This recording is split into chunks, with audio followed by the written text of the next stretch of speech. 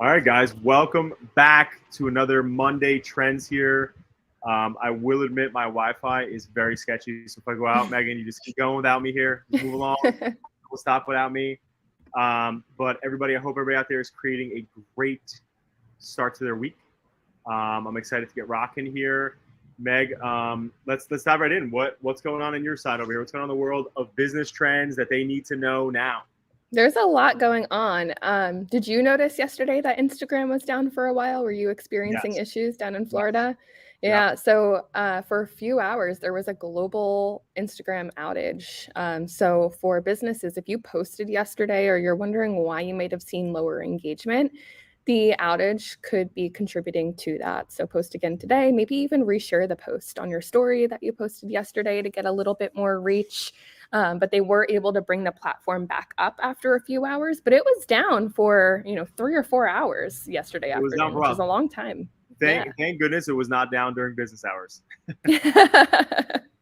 Yeah, seriously.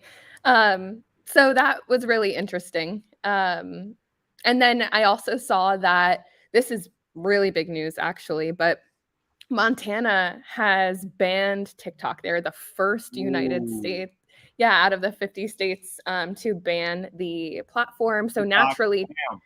it's crazy. Naturally, TikTok is challenging this ban. They tweeted that the governor signed a bill that infringes on the First Amendment rights of the people of Montana.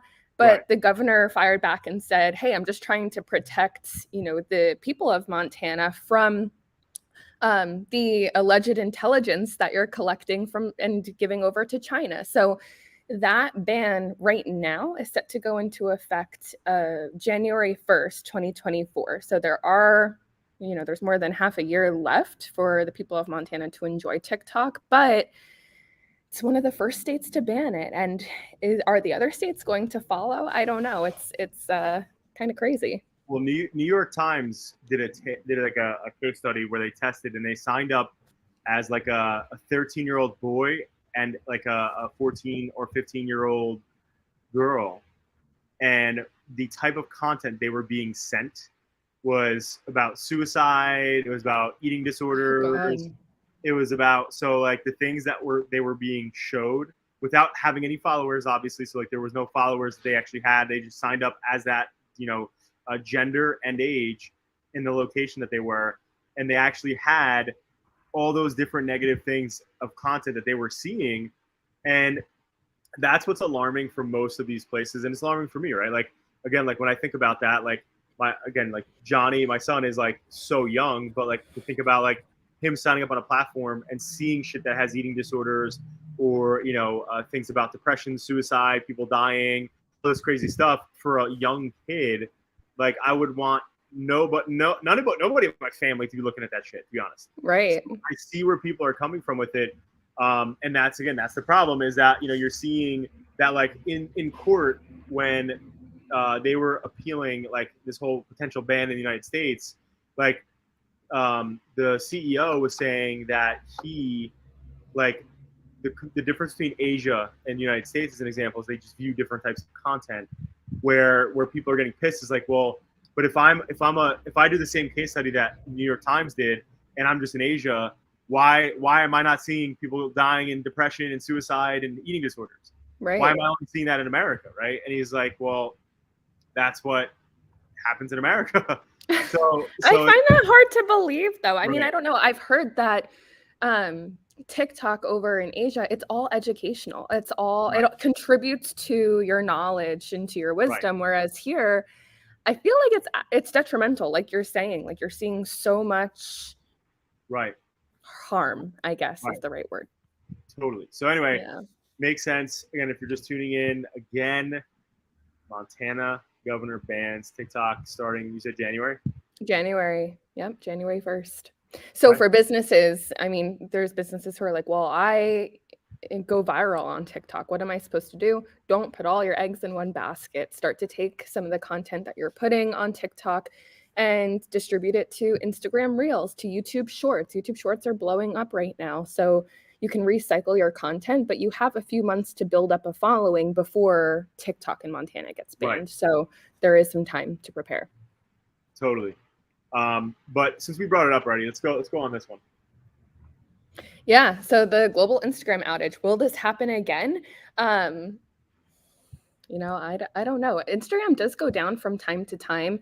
And yesterday, when Instagram did go down, my dad was visiting this weekend. We were all sitting around talking about this and the internet in general, but more so platforms, when they go down, it's amazing how many times naturally you go back to the platform to open it up to see. Like, it almost feels like it's just a habit. Like, you open up your phone, you open up Instagram, right? And the amount of Right. times yesterday that I did that and noticed that Instagram was down was eye-opening for me, because it also showed how many times I was drawn to the app and it was down, and I couldn't get my entertainment fix that way. I had to resort to a different platform. So different stimulus. the realization of just how addicting, I guess, short form content is, and what do you do without it? It was some good tech-free time though for me. Yeah, definitely. And how do you feel about the GIFs in the comments? The GIFs in the comments? Oh, having GIFs in the comments? I like it. I feel like it's a different way to express yourself. Like, I know that just in regular conversation, sometimes you don't really have words to answer, in the conversation, but a GIF represents exactly how you're feeling. So it is interesting. It pegs a question, though, of how searches will differentiate. So right now, comments are being used as conversation pieces, but there's keywords that are being pulled into those comments. Right. So without them, I'm interested to see how the algorithm will change, and what's to come from that.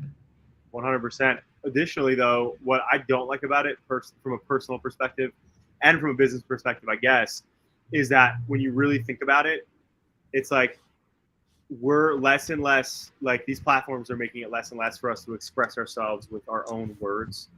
And it's more about, like, this thing that's supposed to just have a blanketed feeling, right? Like, when emojis really first started popping out, I used to hate when you and Chris used to always put emojis or like the thumbs up in chats, because I'm like, fucking express yourself, Megan. Like, don't just use a thumbs up, because now that's all everybody does, and I still don't like it. I still don't like it, because I feel like people, like, you're not able to fully express yourself. It's saving you from having to actually express yourself, which I don't like. It's making it a blanketed expression that, okay, cool, I'm just like a smiley face, cool. Like, as opposed to, like, if I was like, hey, Megan, with this really cool thing, you giving me a thumbs up as a general, just like, cool. As opposed to, like, wow, what is it? That's so cool. Like, learn. I want to learn more about it. Like, it just gives us an out, and I just don't like it. Still don't like it. I'll never like it. So stop doing it with me, okay? That's actually really interesting. It gets me thinking about, on the radio this morning, I was listening to a conversation. They were talking about how children now are being raised with this technology and with these communication methods, and you're seeing that as they get older, it's more and more they're experiencing difficulty in communicating and expressing themselves. And that I think that this is just another correlation to that. 100%. But so, can I get confirmation while we're live that you're going to stop using it with me now? I'll think about it. These dang Gen Zers. Okay, I'll use GIFs instead to express myself. No, I don't want either. I want your words. That's why the point of me bringing that up is that I don't like it, because now you're not getting actual genuine connection and communication anymore. Like, even though it's funny, right? I love GIFs when, like, if I'm in a group chat with my buddies, like, and we're all like talking about something funny, sports related or whatever, and they throw a GIF of something like Drake on the court or something, like, okay, it's funny. But, like, if I'm in like a business conversation with somebody, or if I'm like in like a serious conversation with somebody, my family or friends or something, and a GIF is thrown out, it's actually like shielding. Again, like I said, I'm not gonna go to rant, but it's like shielding. So, all right, we confirm Megan's gonna stop using GIFs or anything with me, at least. You can do it with anybody else.